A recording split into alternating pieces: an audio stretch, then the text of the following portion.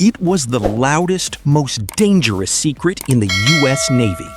A 4-man crew inside a hull that shouldn't have been able to fly, staring into the abyss of enemy radar, waiting for the moment they'd become the primary target.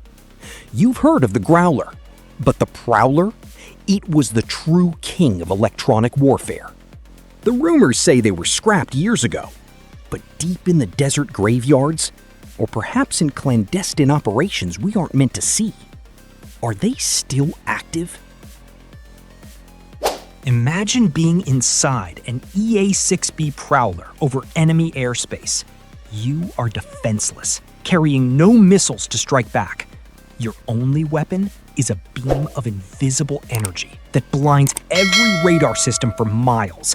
It's a high-stakes chess match where losing means being obliterated by a surface-to-air missile you didn't even see coming.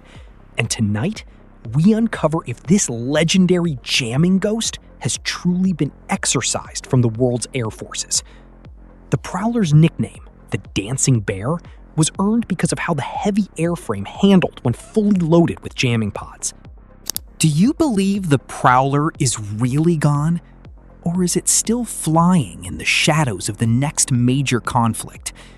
If you live for the raw truth about military technology and the secret history of aerial warfare, you are in the right place.